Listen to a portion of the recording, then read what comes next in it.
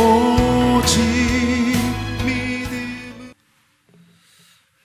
저희들 함께 봉독하실 하나님 말씀 야고보서 2장 14절로 22절 말씀 되시겠습니다. 저와 여러분이 한 절씩 교대로 봉독하시겠습니다. 내 형제들아, 만일 사람이 믿음이 있노라 하고 행함이 없으면 무슨 이익이 있으리요? 그 믿음이 능히 자기를 구원하겠느냐?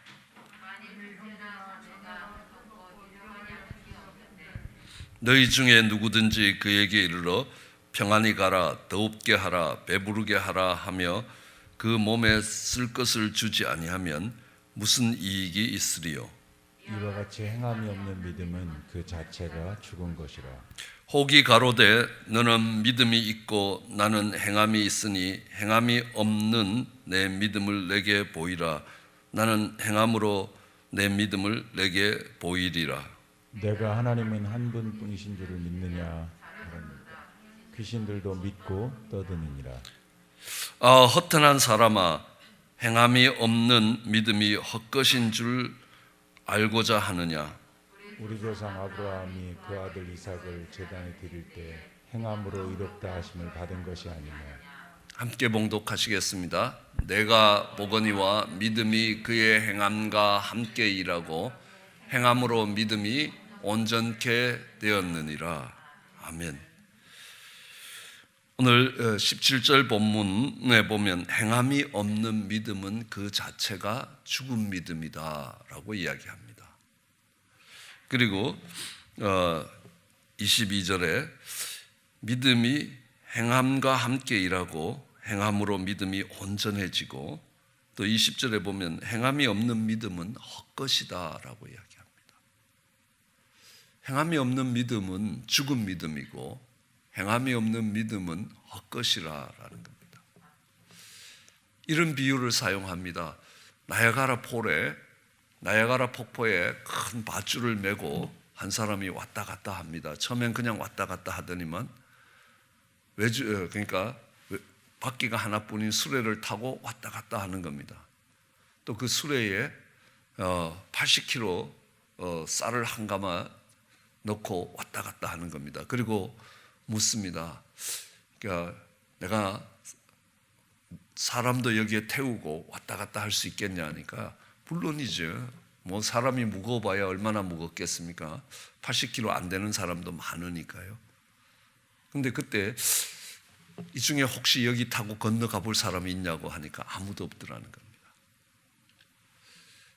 그러니까 분명히 당신이 어떤 사람도 태우고라도 여기를 건너갈 수 있을 것이다 라고 믿느냐라고 물었는데, 믿는다라고 이야기하는데 그것이 나한테 어떤 행동을 요구할 때에 그 믿음이 작동이 안 된다는 겁니다. 분명히 알고 분명히 그렇게 할 거라고, 정말 아직 가보지 않았지만 당신이 뭐 80kg 쌀 한 가마니를 지고도 왔다 갔다 할 수 있는데 사람도 얼마든지 태우고 왔다 갔다 할 수 있다는 겁니다. 그게 분명히 보지 않았지만 본 것처럼 당신이 그렇게 할 수 있다고 믿는데 그게 내 삶에 적용될 때는 또 다르더라는 겁니다. 그때는 그 믿음이 움직여주질 않는 거라는 겁니다. 그래야 될 가치가 없어서 그렇기도 하겠지만요, 예수님이 마르다를 찾아오십니다. 그래서 이야기합니다. 정말 마르다가 먼저 이야기하죠. 예수님이 여기 계셨으면 내 오라비가 죽지 않았을 것이다. 그러니까 예수님이 이야기하죠. 나는 부활이요 생명이라는 겁니다. 나를 믿는 자는 죽어도 살겠고 살아서 믿는 자는 영원히 죽지 아니하리라 라고 이야기하면서 이것을 내가 믿느냐? 그러니까 예 믿습니다 라고 이야기합니다. 그런데 무덤 앞에 가서 이제 돌을 치우라 라고 이야기하니까 죽은 지 나흘이 됩니다. 분명히 아까 믿는다 그랬는데 실제로 그것이 어떤 행동을 요구하고 있을 때 이게 작동이 안 된다는 겁니다. 그래서 우리는 이 분명히 믿음을 갖고 움직여 가지만 이 믿음으로 인하여 말이 나오고 그 믿음으로 인하여 행동이 따라온다는 겁니다. 말은 믿는다라고 이야기하는데 행동이 따라오지 않을 때가 있다고 우리는 알 수 있습니다. 그런데 내가 했던 말을 내가 책임지기 위해서 필요한 능력이 없을 때 우리는 아직 어리다라고 이야기합니다. 그 힘이 없기 때문에 어리다고. 책임질 생각도 없이 말을 하는 것은 이거는 옳은 일이 아니다라는 겁니다. 동기가 악하다라고 이야기합니다. 자, 우리는 이 믿음 뒤에 따라오는 이 행함을 살펴보기 위해서 노아를 생각해 보십시오. 노아는 믿음으로 이 큰 배, 방주를 예비하여 그 집을, 그의 온 집을 구원했다라고 이야기합니다. 믿음으로 노아는 방주를 예비하여 온 집을 구원했다. 근데 이렇게 만약 노아가 믿었지만 방주를 예비하지 않으면 어떤 일이 일어나겠느냐는 겁니다. 노아가 분명히 믿었는데 방주를 예비하지 않았다. 그러면 어떤 일이 일어나겠느냐? 그 집을 구원할 수 있느냐 없느냐라고 물으면 우리의 대답이 어떻게 해야 됩니까? 그럴 리는 없다. 그럴 리는 없다. 그게 믿어지면 방주를 예비하는 것이다라는 겁니다. 그건 믿어지지 않았기 때문에 방주를 예비하지 않는다는 겁니다. 내가 믿었다라고 이야기하면서 방주를 예비하는 그 행함이 따라오지 않는 그 믿음은 죽은 믿음이라는 겁니다. 자녀가 있다가 죽으면 없는 것과 마찬가지라는 겁니다. 자녀가 분명히 있는데 가출을 해서 소식이 끊겼다.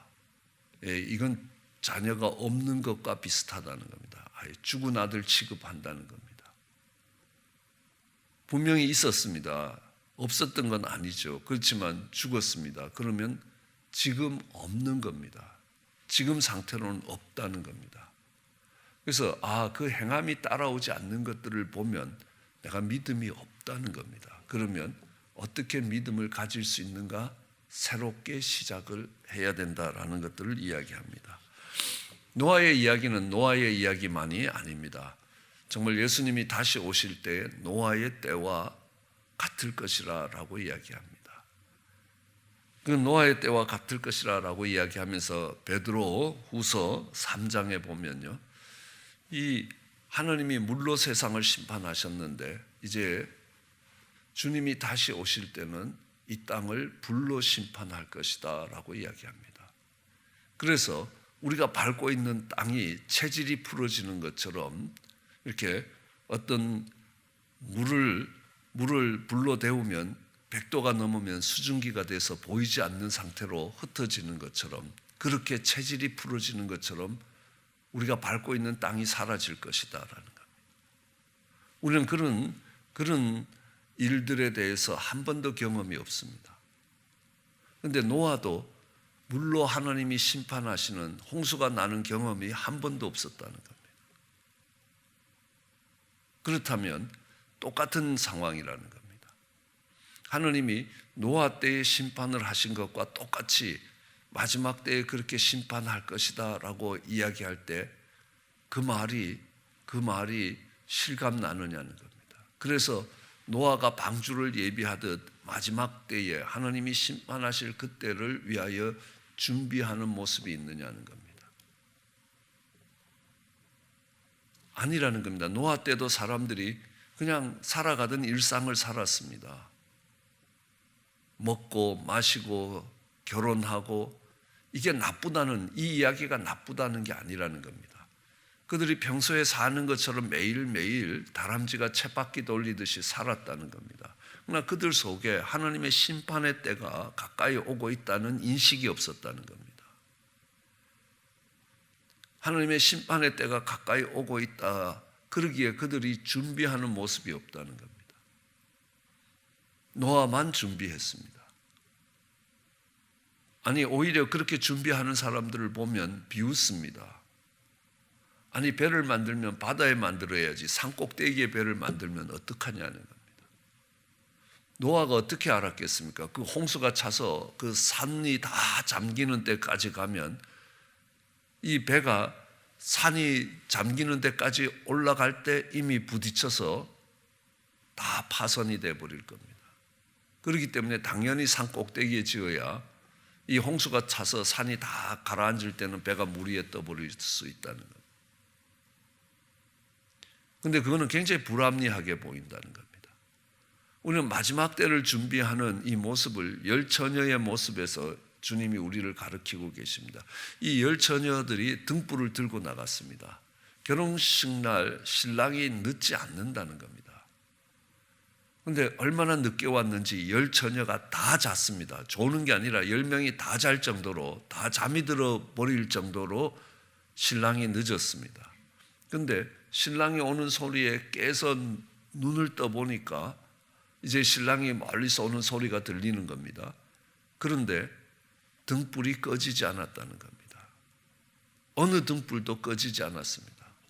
이제 꺼질랑 말랑 이제 기름이 이제 다 타서 이제 까딱까딱까딱 하는 그런 상태에 있었다는 겁니다. 이건 뭘 이야기합니까? 그 등불 아래 충분한 기름이 있었다는 겁니다. 보통 때 같으면 충분히 상식적으로 생각하면 그 결혼식에 신랑이 오는 시간까지 충분히 버틸 수 있었던 거라는 겁니다. 그런데 엑스트라 기름통을 하나 더 들고 가는 것은 미련해 보입니다. 오히려 바보스럽습니다. 오늘날로 보면 신앙생활을 해도 꼭 저렇게 해야 되냐는 겁니다. 저게 미친 짓이지 제정신이라고 볼 수 있겠냐는 겁니다. 당연히 노아가 그 시대에 그런 취급을 받지 않았겠냐는 겁니다. 노아가 하나님이 물로 심판할 때에 방주를 예비하는 것과 같은 예비가 필요하지 않느냐라고 이야기합니다. 우리는 여기서 믿음과 행함에 대한 것들을 살펴볼 때 우리는 이 야고보서가 믿음의 행함을, 믿음에 따라오는 행함을 강조합니다. 이 행함이 따라오지 않는 믿음은 죽은 믿음이라는 겁니다. 그런데 우리는 행함으로 의로워지는 것이 아니라 믿음으로 의로워진다라고 이야기합니다. 그래서 이 로마서와 야고보서가 이렇게 충돌하는 것처럼 보입니다. 그래서 믿음으로 의로워진다는 걸 강조하며 종교개혁을 일으켰던 루터는 저 야고보서는 조금 문제가 있다, 이런, 그러니까 조금 열등한 복음이다, 이렇게 말하기도 했습니다. 그런데 아니라는 겁니다. 우리는 인풋 사이드에는 믿음이 필요하지만 반드시 아웃풋 사이드에는 행함이 따라와야 된다는 겁니다. 그 인풋과 아웃풋이 바뀌면 굉장히 곤란한 지경이 되는 겁니다.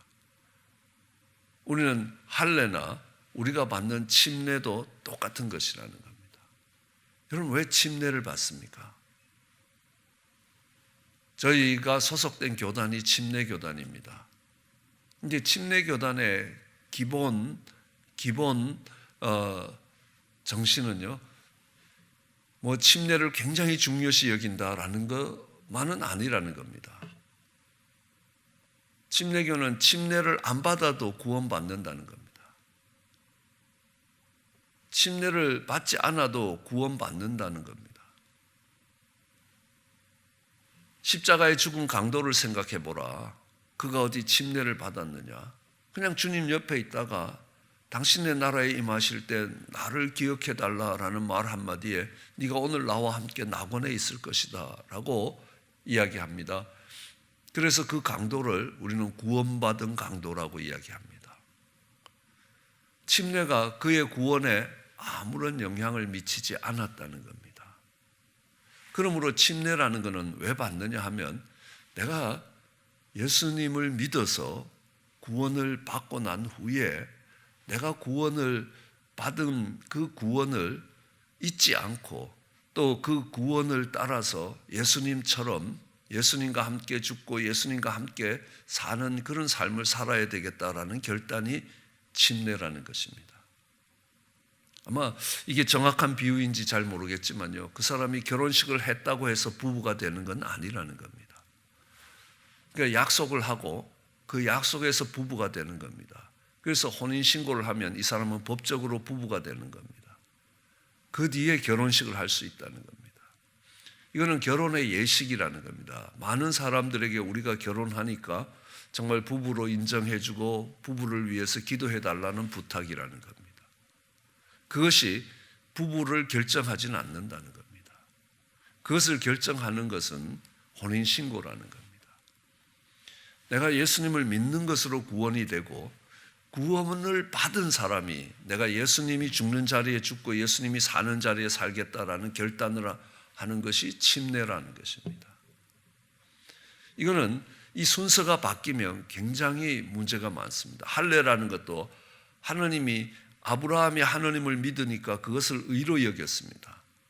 죄인이 의인이 되었습니다. 구원을 받은 아브라함이 이제 할례를 통해서 정말 내가 죽고 내 안에 그리스도가 살아야 되겠다라는 결단이라는 겁니다. 그것이 할례라는 겁니다. 그런데 이스라엘 백성들이 네가 하나님 백성 되려면 할례를 받아야 된다는 겁니다. 그랬을 때 사도 바울은 이야기합니다. 갈라디아서에 너희가 믿을 때 할례를 받지 않았느냐? 안 받아도 된다는 겁니다. 그런데 창세기 17장은 할례를 받지 않으면 너희가 정말 씨가 마를 것이다 라고 저주를 하는데도 갈라디아서에 바울은 담대하게 할례 받지 말라고 이야기합니다. 왜요? 할례가 이 구원받은 결과로 따라오는 것이 되어야 되지 구원의 조건이 되면 안 된다는 겁니다. 이 침례 때문에 약 2천만 명이 순교를 합니다. 내가 물로 뿌리는 거냐 아니면 물속에 들어가느냐라는 하나의 형식의 차이 때문에 목숨을 건 게 아니라는 겁니다. 우리가 어떻게 구원받느냐, 믿음으로 구원받는다는 구원의 기본 원리를 무너뜨린 겁니다. 여러분, 이단들이 열심히, 여호와의 증인들이 열심히 전도합니다. 이 사람들은 왜 전도합니까? 앞만 봐도 제가 10번을 양보해도 우리 성도님들보다 이 여호와의 증인들이 훨씬 더 열심히 전도하는 것 같습니다. 그 사람들은요, 전도하는 게 구원의 조건입니다. 너희가 이만한 시간을 들여서 전도를 해야지 네가 14만 4천에 들어가는 복된 인생이 된다는 겁니다. 성도들은요, 내가 하나님의 은혜로 또 우리 주님을 믿음으로 인하여 내가 구원받았다. 그 구원받은 기쁨과 감격이 있기에 사랑하는 사람들 아니라도 지나가는 사람들이라도 이 기쁜 소식을 전하고 싶은 거라는 겁니다. 구원을 받은 결과로 하는 것이 전도라는 겁니다. 구원을 받기 위한 조건으로 할 때 이게 이단이 되어버린다는 겁니다. 구원론이 무너지는 겁니다. 예수님이 내가 모든 걸 다 이루었다라고 할 때 예수님이 다 이루지 않았으니까 내가 해야 될 게 남아있다라고 생각하는 겁니다. 그래야 이단이 들어올 수 있는 근거가 생긴다는 겁니다. 우리는 재직임명도 마찬가지입니다. 내가 안수집사가 된다. 그래서 정말 안수집사가 되니까 나같이 부족한 사람을 정말 교회에 리더로 세워준 거에 대해서 하나님 그 은혜에 너무 감사해서 거울을 하나 갖다 교회에 걸어 놓을 수 있습니다. 그래서 오가면서 내가 정말 하나님 사람으로 사는가 비추어 봐야 되겠다. 굉장히 복된 일이라는 겁니다. 그런데 당신이 안수집사 되기 위해서 이 교회에다가 거울을 하나 사다 걸어라. 그래야 안수집사가 된다라고 이야기하면 이거는 직분의 타락입니다. 직분을 돈 주고 팔아먹은 꼴이 된다는 겁니다. 어차피 또 끝나고 나서 감사해서 뭐 할 거 미리 해라. 이 정도가 아니라라는 겁니다. 이것이 결과로 따라오는 것과 이것이 조건이 되는 건 다르다는 겁니다. 믿음이 생겨나는 게 되면 그 믿음의 결과로 따라오는 게 있다는 겁니다. 행함은 그 믿음의 결과로 따라오는 겁니다. 그러나 이 행함이 중요한 것은 이 행함이 없는 것들을 보고 나한테 그런 믿음이 없다는 걸 확인하라는 겁니다. 무덤 앞에 가서 돌을 옮기라 그랬을 때 아예 안 됩니다. 이미 죽었습니다. 나흘이 지났습니다. 시체가 썩기 시작하고 냄새가 납니다. 이거는 이 믿음이 나한테 어떤 행동을 요구할 때 그 행동이 따라오지 않는다는 겁니다. 우리는 이것을 작동이 되지 않는 믿음입니다. 그런데 이거는 죽은 믿음이라고 성경이 이야기합니다. 죽은 믿음은 믿음이 없는 것과 똑같다는 겁니다. 그럼 어떻게 해야 됩니까? 다시 믿음에서 믿음으로 들어가는 데부터 다시 시작해야 된다는 겁니다. 왜요? 죽은 믿음은 없는 믿음과 같기 때문에 그렇다는 겁니다. 그러면 이 믿음이 있으면 반드시 따라오는 게 순종이 따라오는 겁니다. 여러분들이 로마서를 읽어보시면 시작할 때도 내가 너희를 보고 너희에게 정말 내가 받은 은사를 나누어 주는데 그래서 너희가 믿어 순종케 하기 위해서라는 겁니다. 1장 5절이죠. 16장 26절에도 영원하신 하나님의 명을 조차 선지자들의 글로 말미암아 모든 민족으로 믿어 순종케 하시려고 알게 하신 바 그 비밀의 계시를 조차 내가 사도가 됐다라고 이야기를 하는 겁니다. 믿어 순종케 한다는 겁니다. 모든 민족으로 믿어 순종케 한다. 믿으면 순종이 따라온다는 것입니다. 아브라함도 그랬습니다. 이삭을 내가 지시할 땅에 가서 번제로 드리라. 아브라함은 시험을 받을 때 믿음으로 순종했다는 겁니다. 여러분, 이 행함이 있는 믿음을 이야기할 때 여인 중에서 행함이 있는 믿음의 여인을 야고보는 라합으로 보고 있습니다.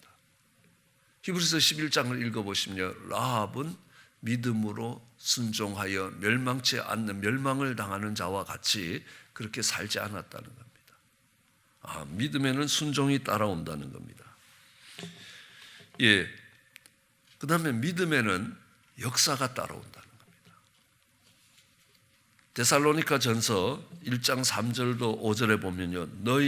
너희의 믿음의 역사와 사랑의 수고와 우리 주 예수 그리스도에 대한 소망의 인내를 우리 하나님 아버지 앞에서 쉬지 않고 기억한다. 데살로니가에 편지를 하면서 너희 믿음의 역사와 사랑의 수고와 소망의 인내를 내가 기억한다. 뭡니까? 믿음에는 역사가 따라오고 사랑에는 수고가 따라오고 소망에는 인내가 따라온다는 겁니다. 내가 정말 간절히 바라는데 참고 기다리지 않는 것은 소망이 아니라는 겁니다. 참된 소망이 아니라는 겁니다. 그거 있어도 그만이고 없어도 그만인 거라는 겁니다.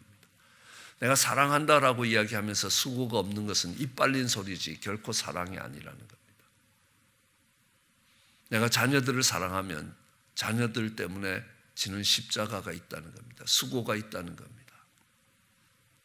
내가 주님을 사랑하면 주님 때문에 지는 십자가가 있다는 겁니다. 내가 교회를 사랑하면 교회 때문에 지는 십자가가 있다는 겁니다. 사랑에는 반드시 수고가 따라온다는 겁니다.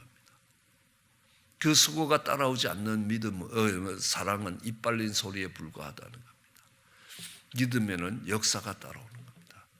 믿음에는 많은 역사들이 따라오는 겁니다. 믿는 자에게 능치 못함이 없다라고 이야기합니다. 정말 너희가 겨자씨만한 믿음이 있어도 이 뽕나무를 바다로 가라 그런 뽕나무가 간다는 거 아십니까?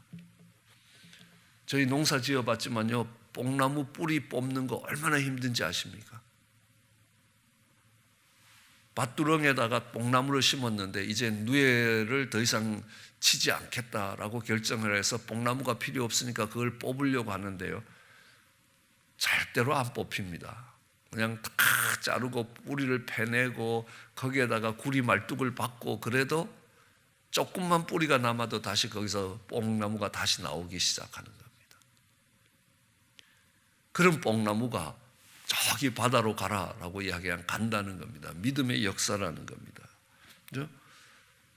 마가복음도 그럽니다. 믿는 자에게는 표적이 따라온다는 겁니다. 이 표적이 뭡니까? 사인입니다. 이 사람이 믿는 사람이구나라는 사인이거든요. 길이 이렇게 굽어져 있을 것이라는 사인이 나오면 조금 지나가 보면 길이 고른 모양으로 나타난다는 겁니다. 그게 사인판이라고 이야기합니다. 표적이라는 겁니다. 그걸 보면서 이 사람이 믿음의 사람이구나라는 걸 알 수 있습니다. 너희가 정말 그 믿음으로 내 이름으로 귀신을 쫓고 새 방언을 말하며 뱀을 집으며 무술독을 마시더라도 해를 입지 아니할 것이라. 믿는 자에게 따라 나오는 사인이 있다는 겁니다. 그 모습을 보면서 사인의 특징은 뭡니까? 이 사람이 믿는 사람이구나. 어느 날 선배 한 분이 제게 부탁을 합니다. 내가 이번에 CPA 시험 치는데 이번에는 믿음으로 꼭 합격을 해야 되겠다고 기도해 달라는 겁니다. 그래서 점심시간마다 가서 점심도 못 먹고 1시간씩 같이 기도했습니다. 이제 기도하고 나오는데 후배가 와서 이야기합니다. 선배님, 이번에 시험 끝나면 그 책 다 져주십시오. 저도 CPA 시험 공부 좀 해보렵니다. 그러니까 그 선배님이 다음에 쓸지 모르는데 안 된다고. 그래서 이 사람이 믿음이 없구나라는 겁니다. 믿음이 없죠. 왜냐하면 이번 시험 끝나는데 하나님이 날 시험 치게 해주신다면 그냥 끝나고 책 다 주면 되는 거 아닙니까? 그의 말과 그의 행동을 보면서 이 사람은 아직 믿음이 없다라는 걸 확인할 수 있다는 겁니다. 믿음에는 순종이 따라오고 믿음에는 역사가 따라오고 그 믿음에는 삶이 따라오게 돼 있다는 겁니다. 믿음으로 사는 삶과 그렇지 않는 사람의 삶이 분명히 나누어지게 돼 있습니다. 아벨은 믿음으로 의로운 자라는 이 확증을 받게 되는 겁니다. 왜요? 그러니까 아벨은 하나님께 예물을 드릴 때도 정말 과부의 동전 2개처럼 그러니까 금전적 가치가 그렇게 많지 않는 양을 드립니다. 그 당시에는 아열대 기후였기 때문에 양을 고기를 먹는 때도 아니고 그걸 갖고 정말 옷을 만들어도 너무너무 더운 지방에서 그게 별로 소용이 없다는 겁니다. 그러므로 별로 쓸모가 없는 거라는 겁니다. 그런데도 이 아벨이 드린 예물은 뭡니까? 준비된 예물입니다. 처음 새끼가 났을 때 이건 하느님 거라라고 구별을 시켜 놓은 겁니다. 가인은요, 농사를 지었습니다. 창고에 정말 열매들이 가득한 겁니다. 그 중에 한 것을 들고 예배드리러 온 겁니다. 제사드리러 온 겁니다. 있는 것 중에 그냥 갖고 나온 겁니다. 구별됨이 없다는 겁니다. 하나님 말씀하십니다. 가이사의 것은 가이사에게, 하느님의 것은 하느님께 드리라는 겁니다. 내가 이거를 헌금하면 하느님께 드린 거고 내가 쓰면 내 생활비냐는 겁니다. 아니라는 겁니다. 그걸 하느님이 안 받으시겠다는 겁니다. 이게 생겼을 때 이건 하느님 몫이고 이건 내 몫이라는 겁니다. 그게 정해져 있다는 겁니다. 그게 구별되어 있다는 겁니다. 그 구별할 수 있었던 이유가 뭡니까? 하느님이 살아계시다는 겁니다. 매번 삶에 하느님의 존재를 인식하고 있었다는 겁니다. 그렇기 때문에 그는 하느님의 눈길 앞에 사는 삶이 되는 겁니다. 다니엘의 삶이 달랐던 이유가 뭡니까? 다니엘이라는 이름이 그렇습니다. 하느님은 나의 심판자라는 겁니다. 나는 하느님의 눈길 앞에 산다는 겁니다. 하느님이 지켜보고 계시다는 겁니다. 그것이 믿으면 삶이 달라지는 거 아닙니까? 너희가 믿음이 없이는 하느님을 기쁘시게 못하는데 그 믿음은 하느님이 계시다는 것과 하느님이 자기를 찾는 자에게 상 주심을 믿어야 될 것이라는 겁니다. 하느님이 살아 계시다는 겁니다. 하느님이 함께 하고 계시다는 겁니다. 하느님이 지켜보고 계시다는 겁니다. 그러니까 하느님의 눈길 앞에 살았던 겁니다. 다니엘이요. 내가 비록 이방 땅에 잡혀와서 종으로 살아갈지 몰라도요, 나는 하느님의 눈길 앞에 사는 사람이라는 겁니다. 그러자 다니엘의 온 삶이 달라지기 시작하는 겁니다. 믿음에는 그와 같이 삶이 따라오게 되어 있습니다. 저도 그렇습니다. 예수를 믿지 않을 때 예수 믿는 친구들을 이렇게 보면요, 이 사람들은 천국 갈 사람들이 아닙니다. 뭔가 사는 모습이 달라야 될 거 아닙니까? 근데 제가 미국에 유학을 왔습니다. 유학 온 교회에서 정말 믿음의 선배들은요, 달랐습니다. 저 사람들은 분명히 삶이 달랐습니다. 저 사람들이 믿는 하나님은 진짜고 한국에서 봤던 제 친구들이 믿는 하나님은 가짜였습니다. 하나님의 눈길 앞에 살면 그렇게 살 수가 없는데 그들은 그렇게 살아간다는 겁니다. 필요할 때만 하나님이고요, 수고하기 위해서 정말 우리 동시대에 있는 배우지 못한 우리 형제들을 위해서 야학을 하자 안 해요. 전혀 수고를 안 하더라는 겁니다. 너는 네 이웃을 내 몸처럼 사랑하라. 그따위 소리는 하지 말고 교회 다녀라는 겁니다. 너는 불신자가 하는 것만큼도 하지 않지 않느냐는 겁니다. 분명히 하나님이 살아계시고 하나님이 지켜보고 계신다면 거기에 삶이 따라온다는 겁니다. 구별되는 삶이 따라온다는 겁니다. 구별되는 삶을 살아야 정말 구원받고 살아야 믿음의 사람이 아니라는 겁니다. 내가 하나님이 계시다는 것, 하나님 눈길 앞에 살아가고 있다는 것들을 믿게 되면요, 그 눈길 앞에 살아간다는 겁니다. 저희 아버님이 시골에서 올라오시면요, 저희 아내 태도가 달라집니다. 갑자기 저한테 안 하던 존댓말도 하고요, 저를 부르는 호칭도 바뀌고요. 아버님 눈길 앞에 며느리로 서 있기 때문에 그렇습니다. 아버님 내려가면 또 평상시로 돌아오는 겁니다. 아, 하나님이 늘 그렇게 지켜보고 계시다라고 하면 그 삶이 당연히 달라진다는 겁니다. 아직 믿음이 어리기 때문에 내 말이나 내 생각대로 내가 할 수 있는 힘이 아직 부족할 수는 있다는 겁니다. 그러나 그럴 생각도 없이 그렇게 말하는 대로 살지도 않을 거면서 그렇게 말하는 것은 악하다는 겁니다. 우리는 그걸 위선이라고 이야기합니다.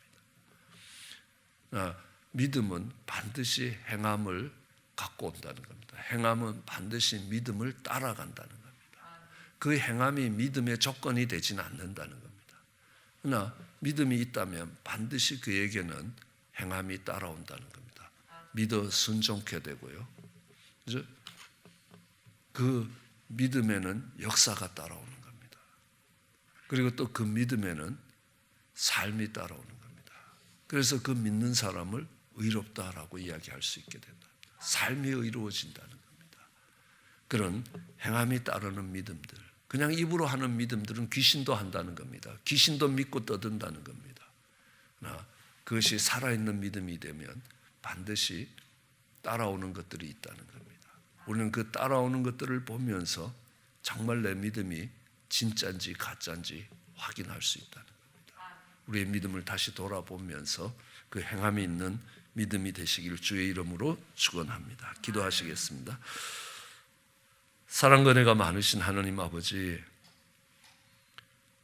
야고보서를 통해서 행함이 없는 믿음은 죽은 것이고 그 행함이 없는 믿음은 헛된 것이라고, 헛것이라고, 그리고 믿음은 그 행함을 통해서 온전해진다는 말씀들을 기억하게 하여 주시옵소서. 우리의 삶과 우리의 순종을 돌아보면서 우리 속에 믿음이 있는지 없는지를 다시 한번 돌아볼 수 있게 은혜를 더하여 주시옵기 간절히 소원합니다. 감사합니다. 예수님 이름으로 기도드렸습니다. 내 삶의 유일한 참 소망 오직 예수, 오직 그이는 믿음으로 살리라. 끝까지 달려가리. 주님만 바라보며